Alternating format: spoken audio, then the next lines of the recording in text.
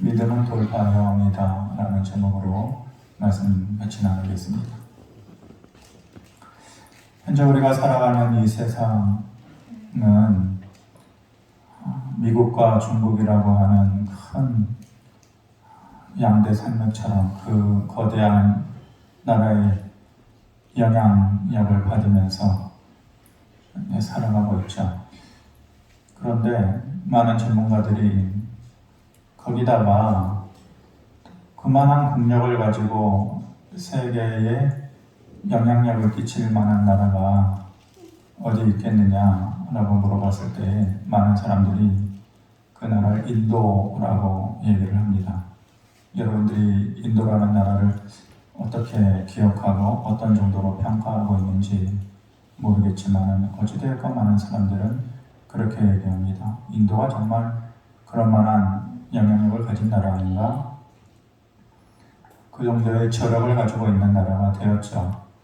그런데 실상 인도가 아직까지도 가지고 있는 다양한 모습들을 보면 저런 모습들이 여전히 남아있는데 과연 저런 나라가 그렇게 세계에 영향을 끼칠 수 있겠어? 라고 의문을 품을 만한 그런 모습들도 여전히 있습니다. 그것들 중에 이해가 안 되면서도 현존하고 있는 것이 뭐냐면 인도의 카스트 제도입니다.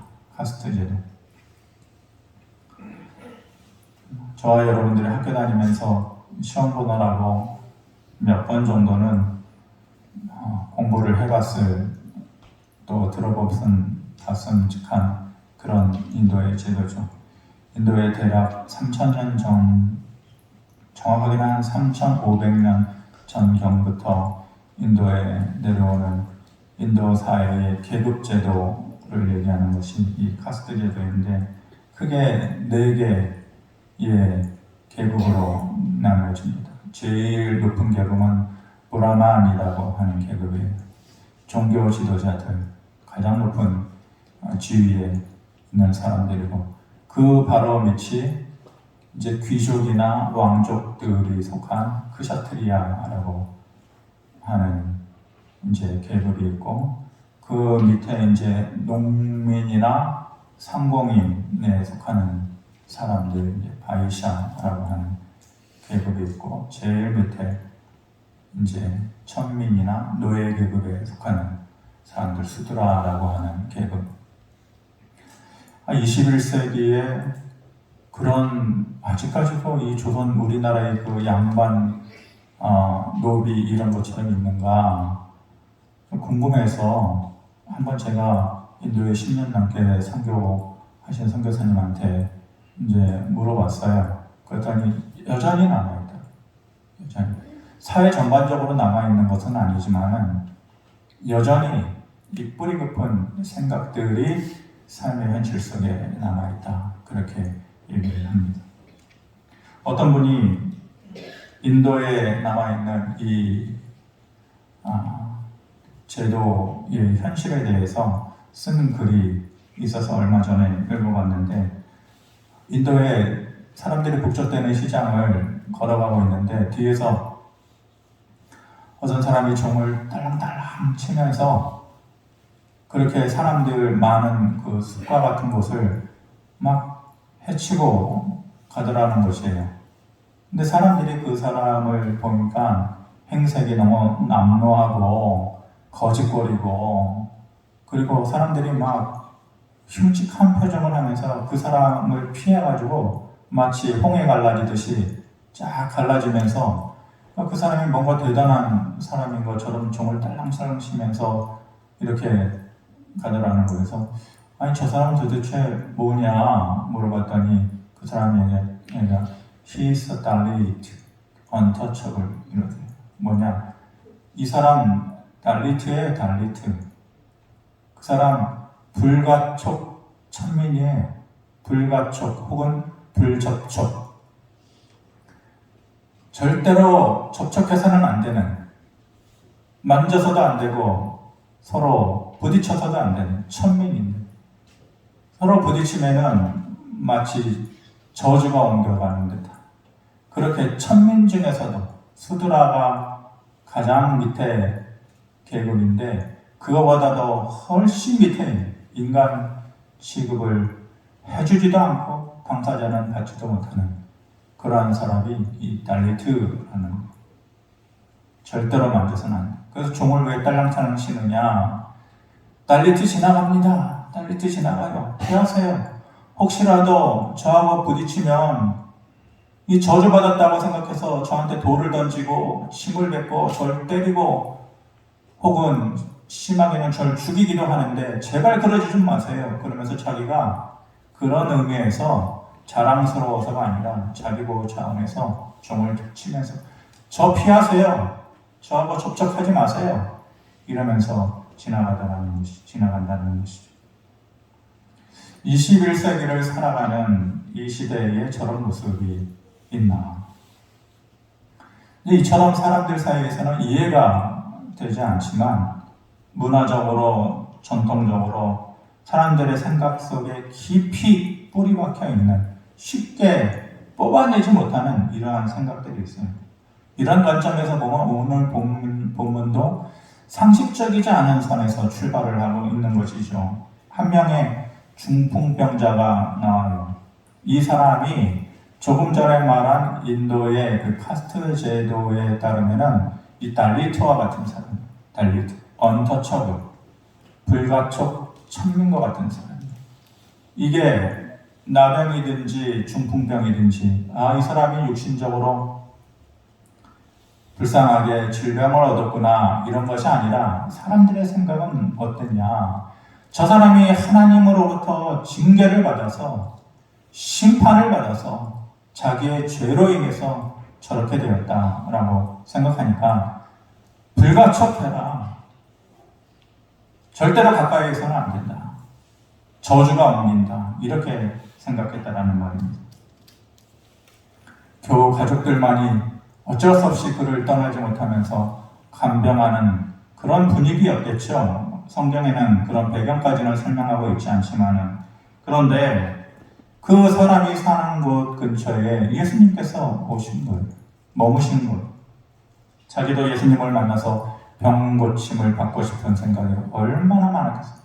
굴뚝같이 그렇게 그 마음속에 진심 어린 마음이 얼마나 컸겠어요. 자기 스스로는 도저히 움직일 수가 없잖아요. 누가 해줄 사람도 없고 죄인 취급하면서 만지기도 꺼려하는데 꿈도 못 꾸는 그러한 현실이죠. 그런데 네 사람이 오늘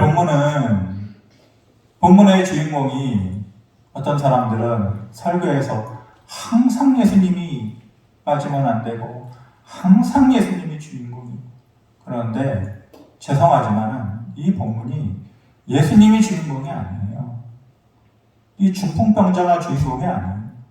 성경 제목을 보면 중풍병자를 고치신 예수님 이렇게 나오는데 제가 봤을 때는 주인공은 이 네 사람이에요. 네 사람.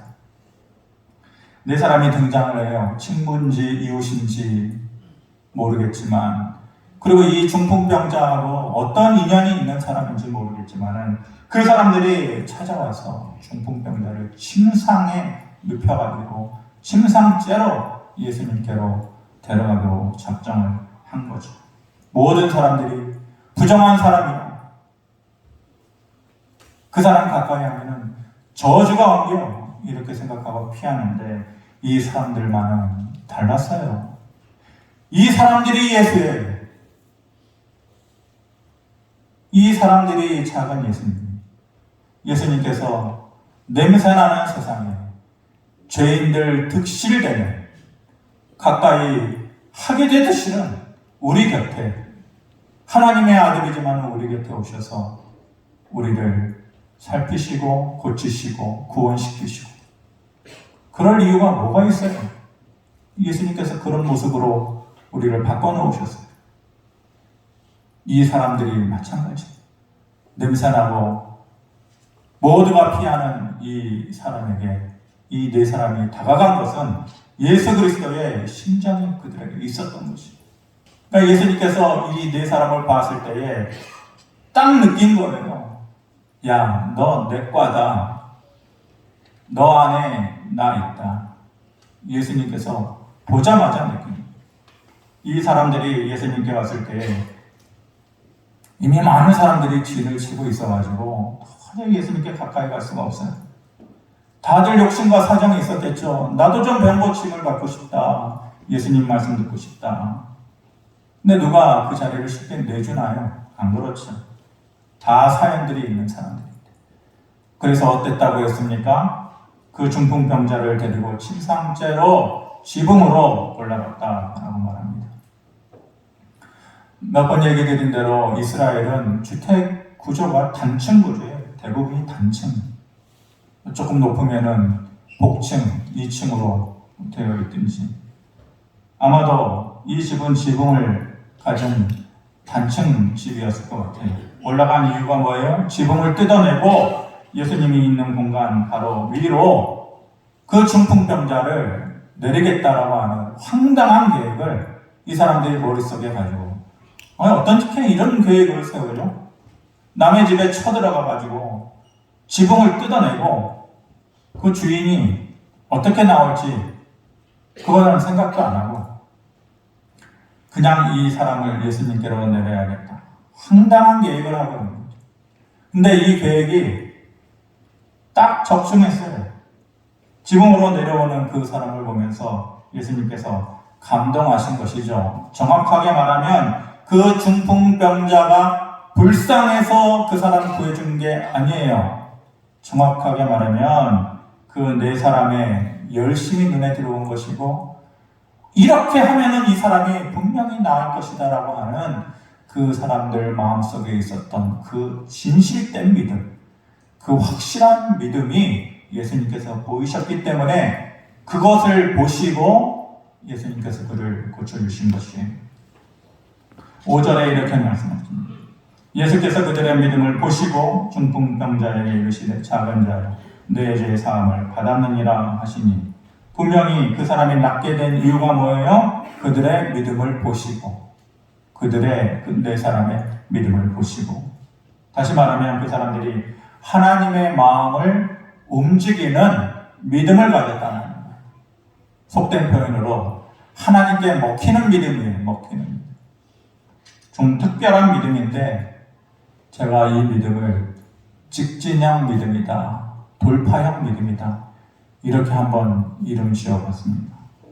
우리도 간직했으면 하는 이 돌파형 믿음이라는 거 뭔가 이미 익숙하지만은 다시 한번 우리의 마음속에 새기기를 원합니다. 첫 번째로는 상황 앞에서 쉽게 포기하지 않는 믿음입니다. 2절에 이렇게 말씀합니다.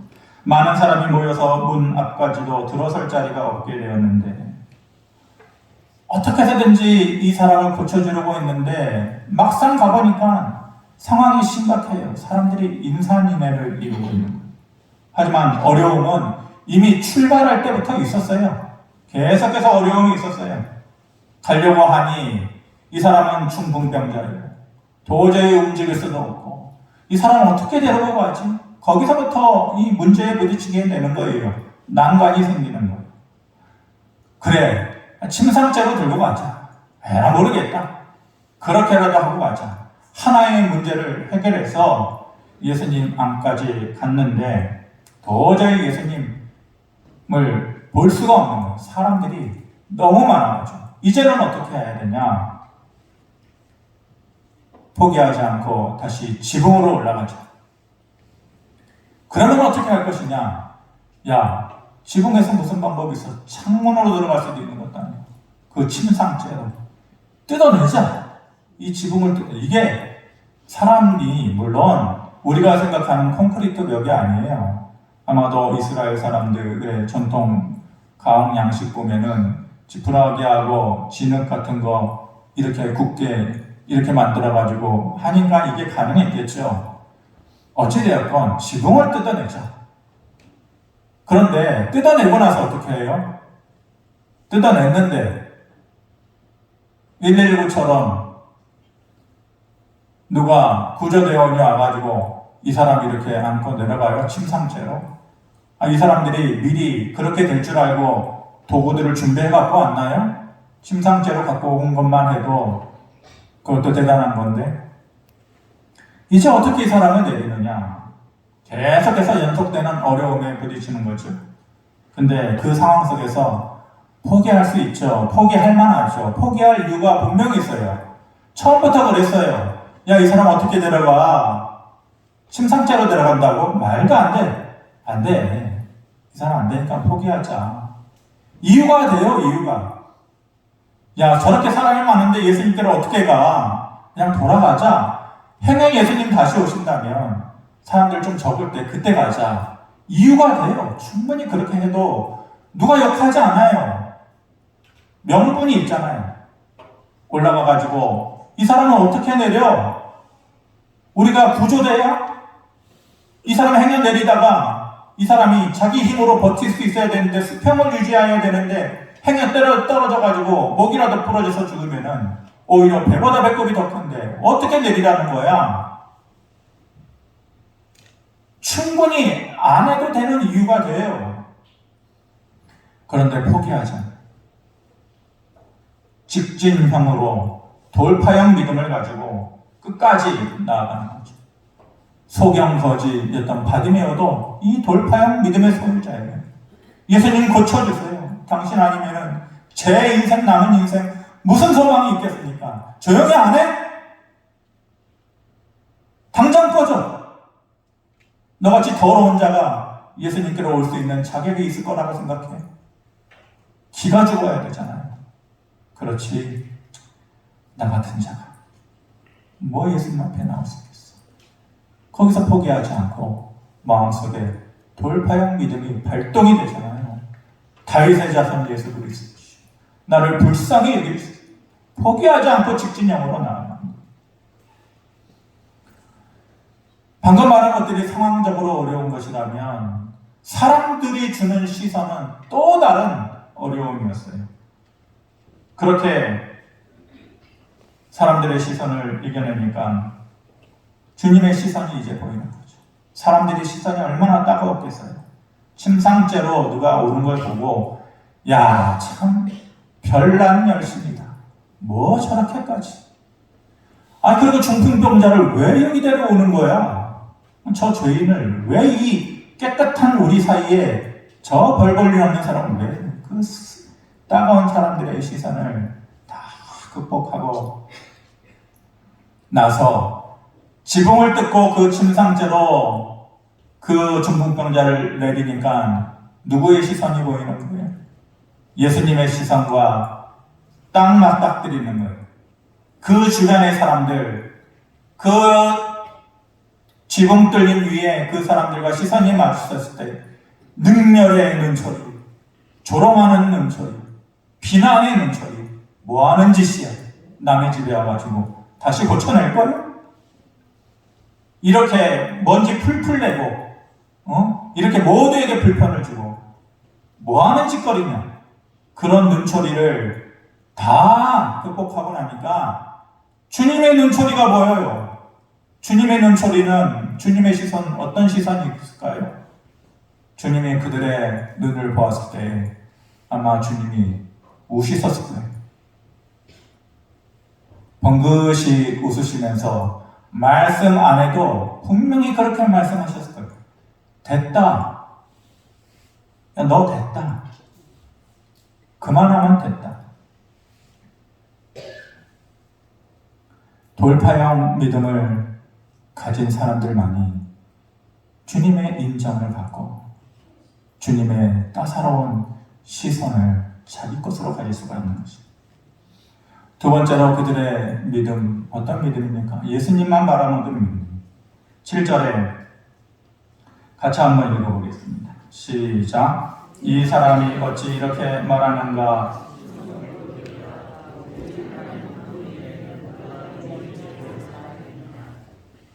그 곁에 있었던 서기관들의 생각이에요.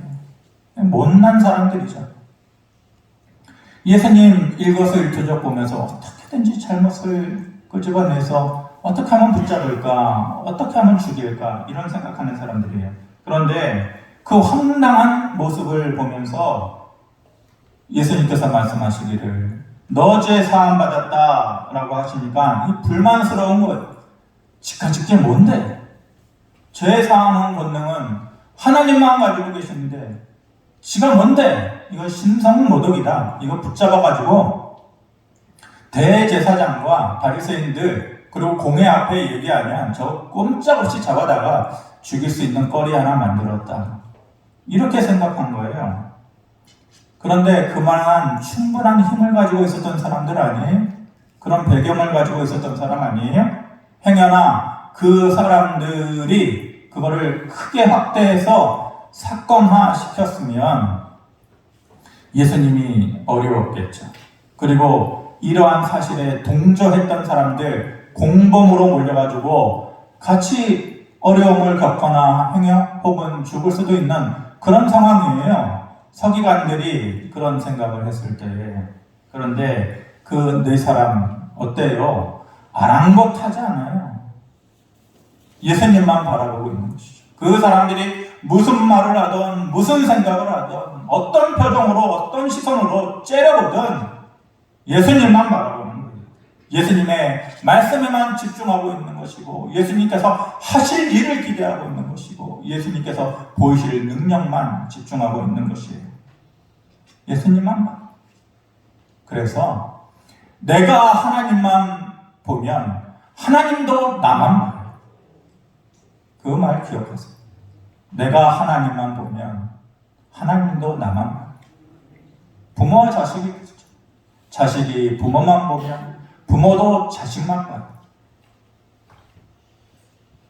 TV에 외국인 자기들끼리 얘기하는 내용을 잠깐 들었는데 결혼한 사람과 안 한 사람. 안 한 사람이 야 결혼하니까 어때? 그랬더니 결혼한 사람이 딴 세상이야. 이 아이의 눈을 바라보고 있으면 그 안에 무한한 우주가 있어.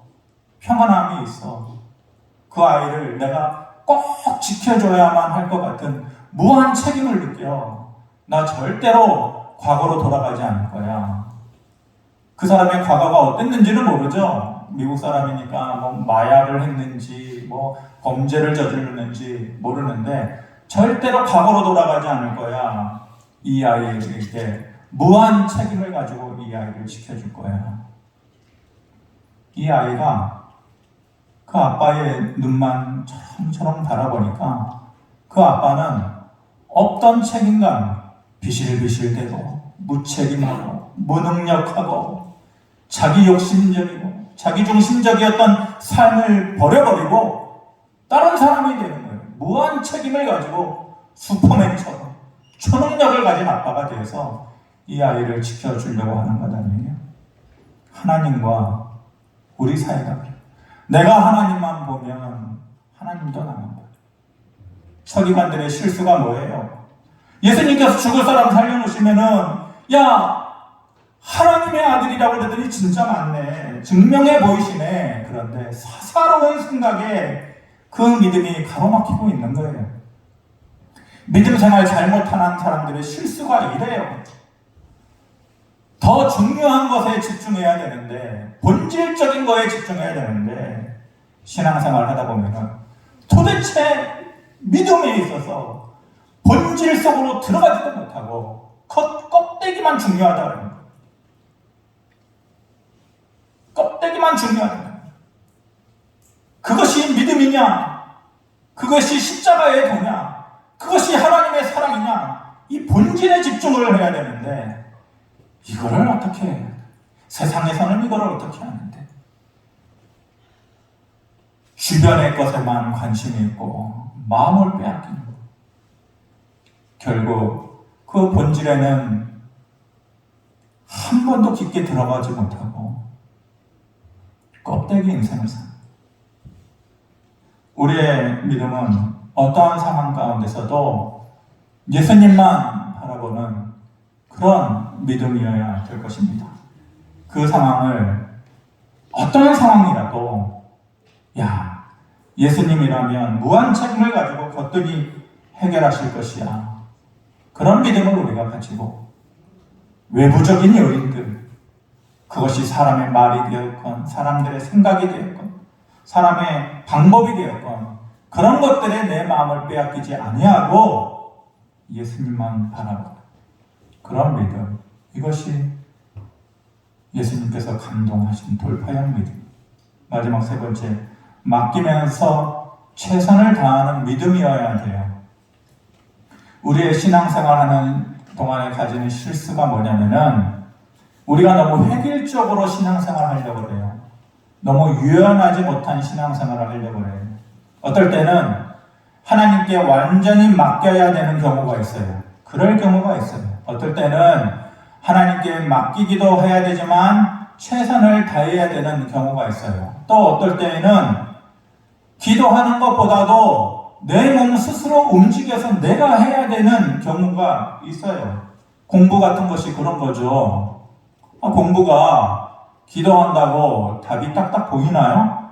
1, 2, 3, 4번에서 기도하면 3번, 4번 보이나요? 그거는 기도하는 게 아니라 내가 노력해야 되는 거예요, 내가.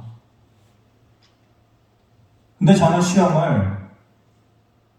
이렇게 시험을 합격했어요. 하나님께서 보여주셔서. 그러니까 이게 저는 개인적으로 아니라고 말할 수도 없는데, 대부분 실질적으로는 자기가 해야 되는 것이죠. 그런데 이 유연성을 발휘하지 못하고 기도만 하고 노력을 하지 않는 사람들이 있어요. 금식 기도를 하려고 요즘은 안 한 지 오래됐지만 기도원에 가서 사람들, 목사님들이죠, 목회자들 만나면은 다양한 사람들을 만나는데 어떤 사람들을 만나게 되냐면은 참 열심히 기도해요. 금식을 하면서 성경 읽고 기도하러 가고 성경 읽고 기도하러 가고, 저는 힘들어가지고 방에 꼼짝없이 누워가지고 성경 보고 자고 그러는데 이 사람들은 나가서 기도하고 들어오고 나가서 기도하고, 저보다도 100배 나은 사람들이죠. 한 번 얘기하는데 무슨 단순한 자기의 삶의 문제를 얘기하는데 어떻게 그것을 해결하느냐, 그런 얘기를 하는데 제가 봤을 때는 아주 쉬워요. 그냥 아는 사람이 있으면 전화 한번 하든지 주변의 도움을 받으면 될 것 같은데, 그 사람 얘기가 하나님의 응답이 있기 전에는, 하나님께서 주시는 무슨 사인이 있기 전에는 안 움직이겠다라는 거예요. 그래서 기도한다. 아침 나가서 기도하고 점심 때 기도하고 저녁 때 계속 기도한다. 아니, 그냥 그걸 전화 한번 하시면 되는 거 아니에요? 근데 아니라는 거예요. 하나님께서 응답 주시기 전에는 안 움직이겠다는 거예요. 저는 답답했는데 모르겠어요. 제가 하나님은 더 답답하셨을 것 같아요. 내가 기도를 듣는 기도가 수억 건이야, 수억 건. 그거는 그냥 네가 해결해. 네 노력하면서 그냥 맡기고 그냥 네가 노력해야지. 그런 것까지 내가 사인을 줘야겠냐? 그런 것까지 응답해야 되죠. 그건 하나님께서 더 답답하셨을 것 같아요. 중풍병자를 데리고 온 사람들은 믿음과 함께 자기의 노력을 기울인 사람. 어떻게 데리고 가지? 포기하지 않고 침상을 마련하는 거예요. 침상으로 데려가자. 두 번째 난감. 어떻게 주님 앞으로 가지? 지붕으로 올라가. 뜯어내. 이제 어떻게 내려? 이 사람 행여나 내리다가 떨어져 죽으면 어떡해? 뭐 가정도 없는데? 겉옷 벗어. 그 내 사람 입고 온 겉옷 있을 거 아니에요? 이스라엘 사람들은 그 겉옷이 재산이에요, 재산. 저녁 때는 날씨 추워지면 덮고 자는 자기 보호 재산이 함부로 남한테 주지 않는 가치가 있는 것이. 이거를 찢어가지고 길게 줄을 내려가지고 수평 맞춰가지고 그렇게 내리는 노력을 기울였을 것이에요. 지금은 이 친구가 중요하니까 나중은 생각하지 말자. 물론 기도는 최고의 힘을 가지고 있는 유일한 방법의 능력이고 수단이, 더불어서 기도와 함께 노력하는 모습을 가지는 그 믿음이 우리에게 필요한 것이 말씀을 하죠. 하나님 좋아하는 스타일의 사람, 어떤 사람일까? 나는 그런 사람일까? 하나님 좋아하는 스타일 사람이 있을까요? 있는 것 같아요. 나는 그런 사람일까? 나는 몇 점짜리 사람일까? 여러분들 하나님 앞에서 몇 점짜리 믿음 가진 사람으로 인정받을 것 같아요? 후하게 점수를 줘서 저를 생각해보니까 수, 미양가 중에서 잘 받으면 우일 것 같아요. 우. 수 못 받을 것 같더라고요. 너는 우다. 그 이유가 저 같은 사람은 신중형이고 계산형이거든요. 근데 하나님은 신중형하고 계산형은 별로 안 좋아하시는 거예요. 하나님이 그렇게 말씀하신 것 아니지만 성경 전체를 보면 하나님께서 특별히 좋아하시고 더 사랑하시고 더 능력 주시고 더 선택해서 쓰시고 하신 사람들은 다 이 돌파형 믿음을 가진 사람들이에요. 마태와 같은 사람은 세리였잖아요. 계산하는데 얼마나 머리가 빨리 돌아갔겠어요? 유다도 마찬가지였죠. 회개를 담당하는 사람이니까 머리 좋은 사람이었을 거예요. 도마와 같은 사람은 굉장히 논리적인 사람이고 과학적인 사람이고 또 분석적인 사람이고 그런 사람이잖아요. 빌립과 같은 사람도 한 번에 계산이 쫙 되는 사람이에요. 누가와 같은 사람은 의사니까 더할 말도 없이 지식인이었겠죠. 그런데 막상 수제자는 누가 돼요? 못 배우면 베드로가 돼요. 다혈질적이고 그 많은 사람 제끼고 예수님 가장 눈 가까이에 마음을 얻었던 사람, 너 내 스타일이야 라고 얘기 들었던 사람은 베드로예요. 베드로가 돌파형이고 직진형이고 전진형인 믿음이었잖아요. 밤새 빈 고깃배 고기 하나 잡지 못했는데 포기하지 않고 예수님 말씀 순종해서 또 들어가서 그물을 던질 줄 아는 그런 포기하지 않는 직진형 믿음을 가진 사람. 넘실대고 풍랑이 있는 바다에서 너 나한테 올 수 있겠어?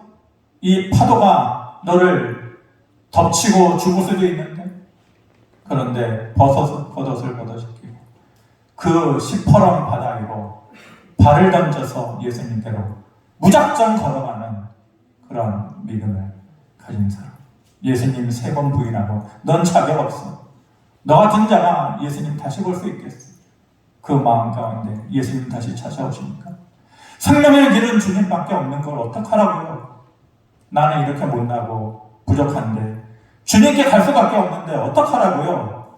하면서 또다시 주님께로 가는 그런 믿음을 가진 사람.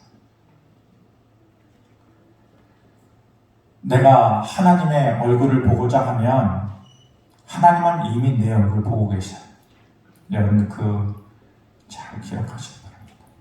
떠나 있더라도 가끔 내가 생각나서 하나님의 얼굴을 보고자 하면 하나님은 이미 나를 보고 계셔요. 아까 말한 대로 내가 하나님만 보면 하나님도 나만 봐요. 예수님만 볼 수 있는 그런 믿음. 상황이 어떻든지 간에 그런 믿음을 저와 여러분들이 간직할 수 있게 되기를 주님의 이름으로 축원합니다. 고마우신 아버지 하나님, 우리가 그런 믿음 있으면 좋겠는데 여러 가지 부족합니다. 성령님 도와주십시오. 우리의 믿음 색깔 하나씩 바꿔나가서 이 네 사람이 가진 돌파형 믿음을 나도 가지고 주님의 은혜와 능력을 나도 경험하는 삶을 살게 하여 주시옵소서. 예수님의 이름으로 기도합니다. 아멘.